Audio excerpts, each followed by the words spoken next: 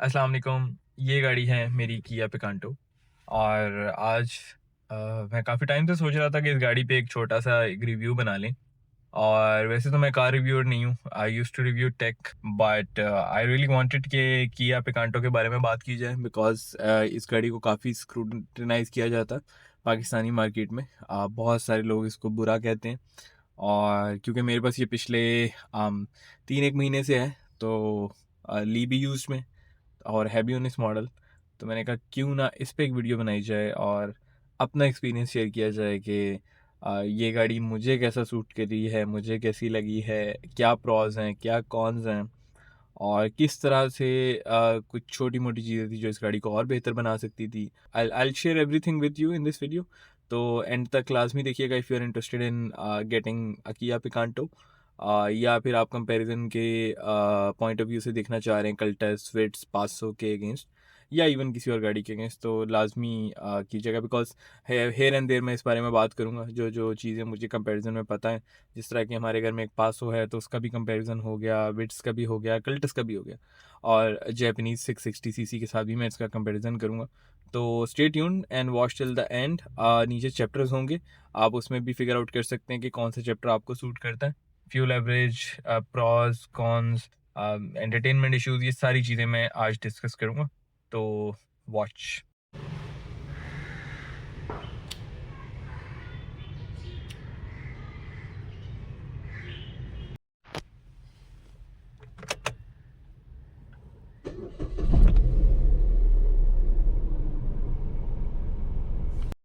अगर प्राइस की बात कर लेना तो मैं ऑब्वियसली 40-45 लाख में तो कल्टस या पिकांटो लेना मेरे पर्सनल ओपिनियन में बेवकूफ़ी है। No offence, no disrespect to anyone who is buying it, but बेवकूफ़ी है। पाकिस्तानी मार्केट में रहते हुए 40 लाख यानी मतलब it's a big amount of money, it's a huge amount of money.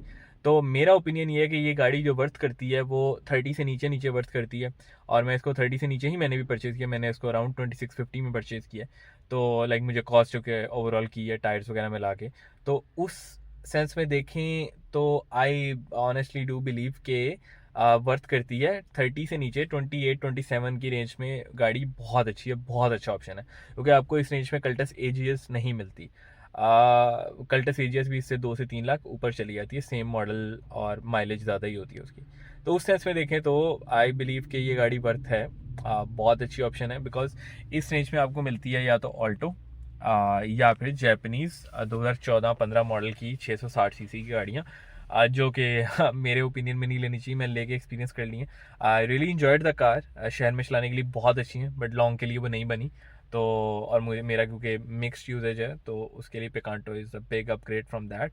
But price की अगर बात करें तो आई बिलीव 28-29 से ऊपर ऊपर ये गाड़ी नहीं लेनी चाहिए, वर्थ ही नहीं है। उससे ऊपर आपके पास बहुत ऑप्शंस आ जाते हैं, इवन जैपनीज़ में न्यूअर फ्रेश इंपोर्ट्स में ऑप्शंस आ जाते हैं। तो आई बिलीव के आपको नहीं लेनी चाहिए। उसके अलावा बात कर लेते हैं मेरा परचेज डिसीजन ये था कि मैं अगर आपको थोड़ा सा कॉन्टेक्स्ट दे दूँ तो इससे पहले मैं यूज़ कर रहा था मिट्सुबिशी इके वैगन। आपको वीडियो में नज़र आ रही होगी कौन सी गाड़ी है, कैसी गाड़ी थी, उसमें फीचर्स हज़ार ज़्यादा थे इससे। बिल्ड क्वालिटी भी आई बिलीव उसकी बेटर होगी, लेकिन वो 660 सीसी थी, वो छोटी गाड़ी थी, उसका लॉन्ग पे पावर नहीं थी, वो काफ़ी अंडर पावर्ड थी। शहर में चलाने के लिए भी इवन अंडर पावर्ड थी, उसको मतलब कहीं पे भी पुश अप नहीं कर सकते थे। लेकिन वैसे it was a great family car, उसमें स्पेस, उसमें प्रैक्टिकलिटी, उसमें फीचर्स उसमें बहुत ज़्यादा थे। बट मैं ऑप्शंस देख रहा था ऑल द टाइम, मुझे गाड़ियों का शौक है तो चुल तो होती रहती है। तो उस सेंस में अगर देखें तो जब उसकी मेरे पास एक ऑफ़र आई इके वैगन की, तो फिर मैंने कहा यार sure why not, let's experiment, let's move towards किया। उस वक्त मैंने कल्टस से की, उस वक्त मैंने विट्स से की, उस वक्त मैंने पासो देखी। मगर विट्स, पासो, कल्टस तीनों का मसला एक ही था कि वो पुराने मॉडल थे। पिकांटो मुझे 19 और 20 मॉडल दोनों ही मतलब 26 26.5 तक मिल रहे थे। और टोटल जेनवन में तो आई बिलीव के प्राइस को देखते हुए, वैल्यू फॉर मनी को देखते हुए, this was a decision that I took and I am really happy with the decision as well. मुझे इसमें ऐसा डिसीजन में कोई कंप्लेन नहीं है बिकॉज अगर मैं कंपैरिजन करूँ तो I Picanto is much much better than Cultus at the same range. बस कल्टस का ऑब्वियसली फ्यूल एवरेज और शायद सस्ता रिपेयर होगा, बट रिपेयर की ज़रूरत आपको तब पड़ेगी जब गाड़ी में कोई मसला आएगा। अल्हम्दुलिल्लाह अभी तक पिकांटो में कोई मसला मैंने देखा नहीं है। 6 साल पुरानी गाड़ी है इस वक्त, लेकिन मसला ऐसा सच नहीं है। और इतनी जल्दी आई थिंक मसले आते भी नहीं हैं। मसले आते हैं जब गाड़ी कम से कम 1.5 लाख चल गई हो, तो उससे पहले तो बस रेगुलर मेंटेनेंस है, पीरियोडिक मेंटेनेंस है, जो कि आपको रेगुलर करवानी चाहिए। और अगर आपको खुद आइडिया नहीं तो आप डीलरशिप से करवाएं, लेकिन अगर आपको खुद आइडिया तो आप डेफिनेटली बाइट से भी आधी प्राइस में करवा सकते हैं। किया पिकांटो के अगर इंटीरियर की बात कर लें तो इंटीरियर इसका ऑल प्लास्टिक में आता है। ये आप देख सकते हैं, हार्ड प्लास्टिक है, सही है। और इस गाड़ी की जो प्राइस रेंज है या जो सेगमेंट है, उसमें आप यही एक्सपेक्ट कर सकते हैं कि प्लास्टिक ही होगा। तो फिर इस बारे में मेरी कोई ख़ास कंप्लेंट्स नहीं है। बट आई डू बिलीव कि जैपनीज़ गाड़ियाँ इससे बहुत बेहतर बिल्ड क्वालिटी का इंटीरियर ऑफ़र करती हैं। बट अगर आप पाकिस्तानी में चेक करें, यानी कल्टस वगैरह में, तो आई बिलीव कि उससे ये बहुत बेटर है। फिर उसके बाद अगर स्टीयरिंग की बात कर लें तो ये किया पिकांटो का स्टीयरिंग है। 2 स्पोक में आता है, तीसरा स्पोक यहाँ पे नहीं है। बट ऑनेस्टली स्टीयरिंग इसका बहुत अच्छा है, बहुत मज़ेदार है। इसमें एडजस्टमेंट भी मौजूद है, अप एंड डाउन की एडजस्टमेंट है। आई बिलीव इसको टेलीस्कोपिक कहते हैं। आगे पीछे नहीं होता, अप एंड डाउन हो जाता है। और उसके बाद अगर मैं बात करूँ इसके ओवरऑल इंटीरियर की क्वालिटी में, तो ये इसका गियर बॉक्स है, हैंड ब्रेक, यहाँ पे 2 कप होल्डर्स हैं। ऑनेस्टली कप होल्डर्स में, क्योंकि एक जैपनीज़ गाड़ी से आ रहा हूँ तो उसके यहाँ पे होते थे और वो बहुत अच्छे थे। लेकिन इसमें सेंटर में है, तो which are fine, I believe these are fine, but I do wish के वो होते जिस तरह जैपनीज़ गाड़ी में साइडों पे होते हैं। अगर आप कल्टस से कंपेयर करें तो ऑब्वियसली कल्टस में भी नहीं होते, लेकिन अगर आप पासो से कंपेयर करें तो पासो में होते हैं। पासो is very special in that regard. उसके अलावा अगर मैं इसके स्टार्टअप की बात कर लूँ तो ये आप इसका मीटर देख सकते हैं, ये इसका स्टार्टअप है, ठीक है। तो गाड़ी काफ़ी स्मूथ स्टार्टअप लेती है, काफ़ी अच्छा इसमें इंजन पाया जाता है 1000 सीसी का। और अगर मैं इंटीरियर पे ही रहूँ तो इंटीरियर में रिट्रैक्टेबल मिरर्स नहीं हैं, पावर मिरर्स हैं, पावर विंडोज़ हैं, सेंट्रल लॉकिंग है। उसके अलावा साइड पे भी स्टोरेज काफ़ी अच्छी है। ये एक 1.5 लीटर की बोतल पड़ी है, इसमें इससे बड़ी बोतल भी आ जाएगी। कपड़े पड़े हैं, सेम फॉर साइड। पिछली जो डोर्स हैं उनमें कोई स्पेस नहीं है साइडों पे, उसमें सिर्फ साइड पे कीज़, ये वाली स्पेस मौजूद है पीछे में। और उसके अलावा अगर पीछे की मैं स्पेस की बात कर लूँ तो ऑनेस्टली पीछे की स्पेस इसमें काफ़ी टाइट है। ये इसका काफ़ी बड़ा कॉन है कि पिछली स्पेस जो है वो इसकी टाइट है, वो इसका जो पिछली स्पेस है वो काफ़ी क्रैम्प्ड है। तो अगर आप फ्रंट ड्राइवर जो है या पैसेंजर वो लंबा है, वो 6 फुट है, तो वहाँ पे ये इशू डेफिनेटली आएगा कि ये देखें, अभी ये सीट ड्राइवर की पीछे हुई है तो स्पेस काफ़ी टाइट है।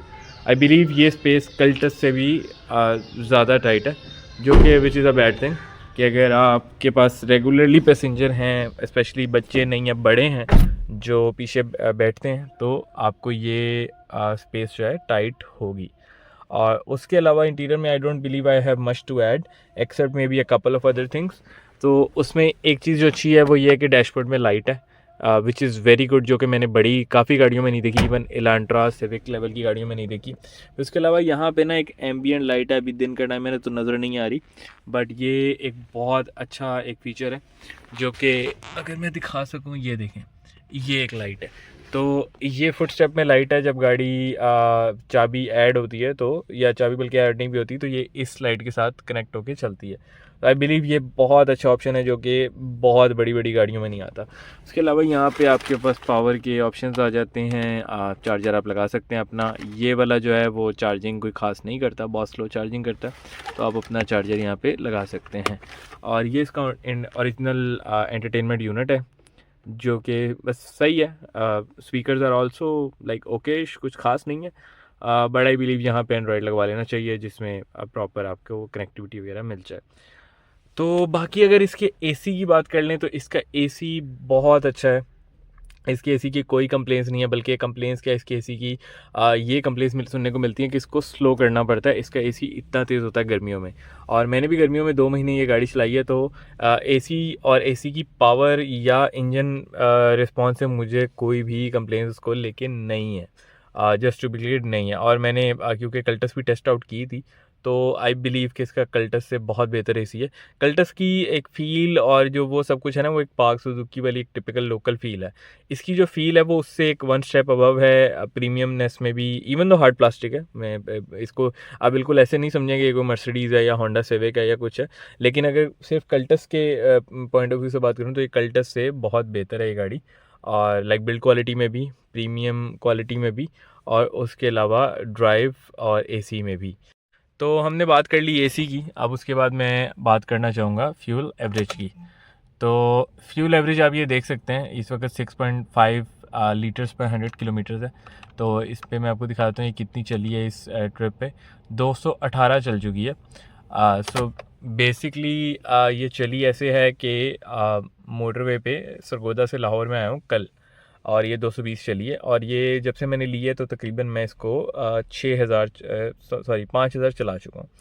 तो अगर बात कर लें फ्यूल एवरेज की, तो सीन ये है कि इसकी एवरेज आती है ऑपोजिट, यानी नॉर्मल गाड़ियाँ शो करती हैं किलोमीटर्स पर लीटर में, ये शो करती है लीटर्स पर 100 किलोमीटर। तो इसकी अगर एवरेज की बात करें तो ये जो एवरेज इसने दी है ये 120 से 130 की स्पीड पे दी है। एट टाइम्स कल मैंने इसको थोड़ा सा टेस्ट भी किया है, तो 130 प्लस भी हम गए हैं, सिर्फ टेस्ट करने के लिए गए हैं obviously, otherwise speed limit cross करने का कोई बहुत अच्छी बात नहीं है। तो कल एक दो गाड़ियाँ हमारे साथ आ गई थी, तो हमने उनके साथ स्पीड टेस्ट इसका किया है, तो ये 140 145 तक, इवन 150 तक बहुत स्टेबल है, इसकी ड्राइव बहुत स्टेबल है। तो कल इसकी जो एवरेज स्पीड है वो 125 से 130 की थी, जिस पे इसने ये एवरेज दी है, जो कि मेरे हिसाब से मतलब I don't have any complaints. यानी 6.5 लीटर्स पर 100 kilometre would be like what 16 kilometres की आई थिंक ये एवरेज बनती है, 16.1 की या 16 की। तो उस पर I I have no complaints at all. और दूसरा इसमें एक और चीज़ है कि जो ये मीटर पे शो करती है इसकी एवरेज वही होती है, बिकॉज ये एवरेज अच्छी शो ही नहीं करती, तो इसकी एवरेज अच्छी मतलब होगी नहीं। नॉर्मल गाड़ियाँ क्या करती हैं, वो 1-2 किलोमीटर एक्स्ट्रा शो करती हैं, जब आप टैंक टू टैंक फिल करवाते हैं तो आपको आइडिया होता है कि वो एक्चुअल एवरेज कम है। लेकिन इसकी मैं 3 से 4 दफ़ा ये चीज़ टेस्ट कर चुका हूँ, जो मीटर पे शो होती है, जो कि काफ़ी कंजर्वेटिव फिगर होता है, ज़्यादा ये शो ही नहीं करती, तो उसका जो फिर सीन है वो वही आता है, वो उसी हिसाब से ही शो करती है।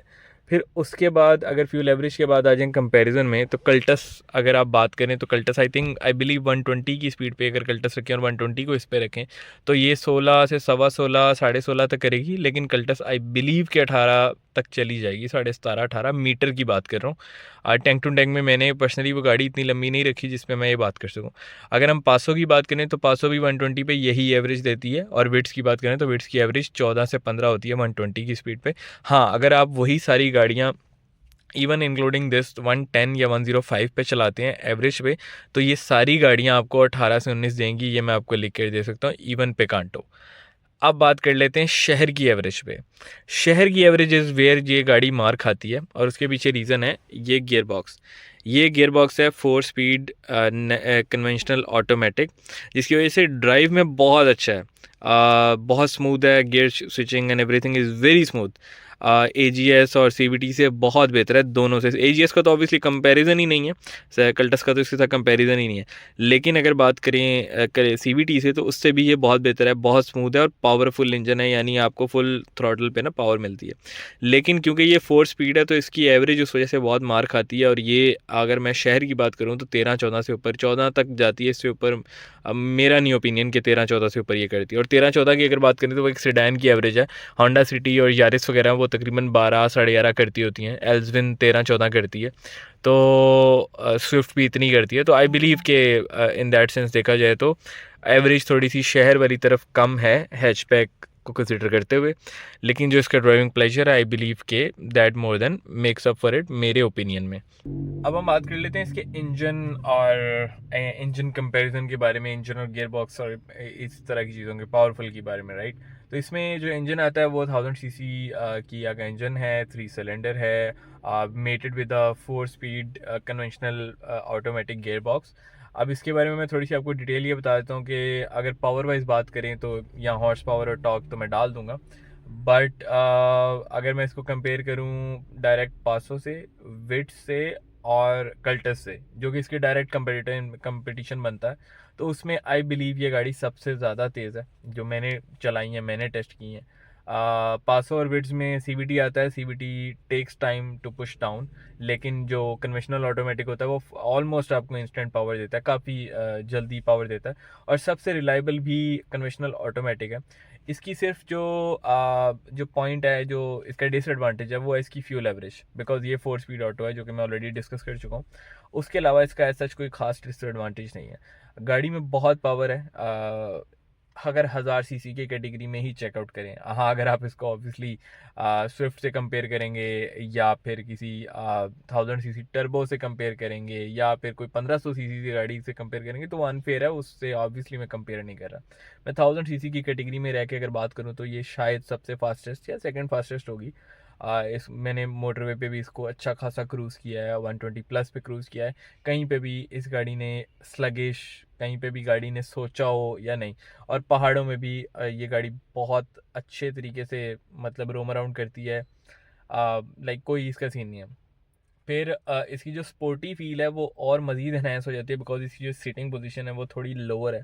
इसमें हाइट कंट्रोल आता है, जो कि मैं बताना भूल गया था, सीट में हाइट कंट्रोल है, जिसकी वजह से वो जो सिटिंग पोस्चर है आपका, जो ओवरऑल गाड़ी चलाने का सीन है, वो काफ़ी स्पोर्टी फील आ जाती है। तो वो एक काफ़ी अच्छा ऑप्शन है इन माय ओपिनियन। कल्टस होगी या पासो होगी या विड्स होगी, जो इसका कंपटीशन बनते हैं, वो इससे कंपैरेटिवली लेस स्पोर्टी हैं। ऑल्दो विड्स इज़ ऑल्सो प्रिटी, मतलब विड्स की भी जो पोजीशन है वो काफ़ी स्पोर्टी होती है। उसके अलावा I don't believe there is much to add in this. अब बात कर लेते हैं मसले मसाइल की। तो इस गाड़ी में जो मसले मसाइल मैंने अभी तक देखे हैं वो कुछ भी नहीं है, एक्सेप्ट ये हुआ था कि मीटर में जो ये वाला कॉलम है टेम्परेचर वाला, उसमें जो उसकी लाइट है वो ख़राब हो गई थी, जिसमें आप देख सकते हैं मैंने वो लाइट बाहर आफ्टर मार्केट चेक करवाई है, चेंज करवाई है सॉरी, तो उसकी वजह से उसका कलर भी डिफरेंट है। तो एक ये चीज़ है। तो जब मैंने ये गाड़ी ली थी, अगर मैं तब की बात कर लूँ, तो उस वक्त जब मैंने इंस्पेक्शन करवाई थी पार्क व्हील से, तो उसमें ईबीडी जो स्कैनर लगता है, उसमें ओबीडी या ईबीडी जो भी स्कैनर होता है, वो स्कैनर जब लगा था तो उसमें इसने एक एरर कोड रीड किया था रिलेटेड टू ऑक्सीजन सेंसर, जो कि काफ़ी कॉमन है, पाकिस्तान में ऑक्सीजन सेंसर का कोड आता रहता है। बट वो कोड ऑब्वियसली अभी मतलब ना तो चेक लाइट थी ना कुछ थी, तो मैंने ऐसा कुछ उसको चेक नहीं करवाया। लेकिन अभी रिसेंटली मैंने कुछ फील किया था कि एक दो दफ़ा गाड़ी ने ना लाइक 110 की स्पीड पे, 115 की स्पीड पे मोटरवे पे थोड़ा सा रिस्पांस कुछ 2-4 सेकंड के लिए, 5 सेकंड के लिए लैग किया। उसके बाद गाड़ी ने फुल रिकवर कर लिया और गाड़ी फिर नॉर्मल हो गई। और ये मैंने फिर अपने जो टेक्नीशियन है, जो वर्कशॉप वाले हैं, उनसे आज क्वेश्चन किया, उनसे पूछा, तो उन्होंने मुझे बताया कि ये हो सकता है देयर इज़ अ चांस कि ऑक्सीजन सेंसर या तो फॉल्टी होगा या उसके कनेक्टर का कोई इशू होगा, जो कि आप ले आए गाड़ी तो ये फिक्स हो जाएगा, it's not a big issue. उसके अलावा इस गाड़ी ने मुझे अभी तक कोई इशू नहीं दिया। ये गाड़ी चल चुकी है 48,000 और 2019 मॉडल है, ऑटोमेटिक है। इस गाड़ी ने अभी तक ना तो कोई इशू दिया है, ना कोई नज़र आ रहा है कि और इशू फ़िलहाल आएगा। गाड़ी इज़ वेरी रिलायबल। इसमें इंजन ऑयल 5W30 डल रहा है, रेगुलर पीरियोडिक मेंटेनेंस हो रही है। किया वाले वर वेरी काइंड। जब मैंने गाड़ी ख़रीदनी थी तो मैंने उन्हें कॉल करके पूछा, तो उन्होंने मुझे इसका मेंटेनेंस रिकॉर्ड जो उनके पास एग्जिस्टिंग करता था वो भी शेयर किया। तो ऑल इन ऑल अगर मैं गाड़ी की ओवरऑल बात करूँ तो I honestly love the car. I love the car absolutely. गाड़ी की स्पीड, गाड़ी की ड्राइव, गाड़ी की चीज़ें बहुत अच्छी हैं। आई डू बी विश कि कुछ चीज़ें इसमें होती। तो अब उनकी बात कर लेते हैं कि मेरे ओपिनियन में क्या क्या इसमें और होना चाहिए। तो सबसे पहली चीज़ तो इसमें होना चाहिए था retractable mirrors, auto retractable mirrors. सबसे बुरी चीज़ जो मुझे लगती है इस गाड़ी में जो उन्होंने काटी है, वो रिट्रैक्टेबल मिरर्स हैं, और ये आई बिलीव हर गाड़ी में होने चाहिए। बड़ी बेसिक सी चीज़ है। आई डोंट नो व्हाई किया डिड दैट। मतलब बाकी आपने इतना कुछ दे दिया और ये आपने नहीं दिया, तो ये एक चीज़ है जो मेरे लिए बहुत मेजर है, जो होनी चाहिए थी। अभी भी मैं कहीं गाड़ी पार्क करता हूँ तो इवन यहाँ पे पार्क की हुई है घर में, तो ये देखें बिल्कुल साथ वाली गाड़ी के साथ लगी हुई है। तो एक तो ये चीज़ बहुत मेजर थी। दूसरा, अगर इसमें ऑटो डिमिंग मिरर हो जाता, आई बिलीव वो थोड़ा ज़्यादा आस्क कर रहा हूँ, बिकॉज 50-60 लाख वाली गाड़ियों में भी ऑटो डिमिंग मिरर मतलब नहीं आता होता। फिर उसके अलावा अगर मैं बात करूँ तो ये जो इसके स्टॉक्स हैं, ये इनकी बात कर रहा हूँ मैं, ये जो स्टॉक्स हैं बहुत हार्ड प्लास्टिक वाले एक बड़ी मतलब चीप फीलिंग देते हैं टू बी फेयर, ये वाइपर स्टॉक्स और हेडलाइट स्टॉक्स जो है ना। तो ये अगर थोड़े सॉफ्ट में आ जाते हैं ना, सॉफ्ट टच में और सॉफ्ट उसमें टैप में, और इसमें वो 3 पॉइंट इंडिकेटर आ जाता तो बड़ी अच्छी बात हो जाती है। हालांकि बड़ी बेसिक चीज़ें हैं ये, ऑल्टो में भी आई थिंक आती हैं, पासों में आती हैं, विट्स में आती हैं, कल्टस में ऑब्वियसली नहीं आती, या वैगन आर में भी नहीं आती, बट आई बिलीव किया को एक स्टेप अबाउ जाके ये चीज़ें देनी चाहिए थी। बड़ी छोटी चीज़ें हैं जो डिटेल ऐड करती हैं, बट या it is what it is. Unfortunately Pakistan में मैन्युफैक्चरर्स कट करते हैं, काफ़ी फीचर्स भी कट करते हैं। मतलब आप ये देख लें कि ये यहाँ पे ये सब कुछ खाली है, ये पुश स्टार्ट का है जो बाहर की गाड़ियों में आता है, ये यहाँ पे भी कुछ फीचर्स आते होंगे लेन असिस्ट वगैरह जो कि पाकिस्तान में नहीं आते। तो ये it is what it is, unfortunately Pakistan में सब कुछ कट होता है। और बट या overall I am very satisfied with the car, because गाड़ी का मेन काम होता है आपको पॉइंट ए से पॉइंट बी ले जाना। एसी अच्छा चलेगा, ड्राइव अच्छी हो, ड्राइव मजेगी हो, पावरफुल हो, कहीं पे आपको स्लगिश फील ना हो, अंडर पावर्ड फील ना हो, और ओवरऑल गाड़ी आपको तंग ना करे, रिलायबल हो, आप कहीं पे भी ले जाएं तो आपको ज़्यादा सोचना ना पड़े। तो आई बिलीव ये मेरा वो पर्पस फुलफिल करती है। सो या मेरा ओवरऑल एक्सपीरियंस ये था। आई बिलीव आपको हेल्प मिली होगी, आपको डिसीजन मेकिंग में हेल्प मिली होगी, एंड आई बिलीव के पिकांटो को उतनी स्क्रूटनी से नहीं देखना चाहिए जितनी स्क्रूटनी से पाकिस्तानी मार्केट देखती है। इसकी रीसेल भी इनफैक्ट इतनी बुरी नहीं है जितनी लोगों को लगता है कि है। बड़े शहरों में, एटलीस्ट बड़े शहरों में ये गाड़ी बहुत ज़्यादा क्वांटिटी में अवेलेबल है। तो सेंस में देखें तो या अगर आप भी कंसिडर करें तो ये रिव्यू देख लें, आपको काफ़ी हेल्प होगी। बड़ा ऑनेस्ट रिव्यू मैंने शेयर किया। तो गुड लक एंड अपना ख्याल रखिएगा। टेक केयर, अल्लाह हाफिज़।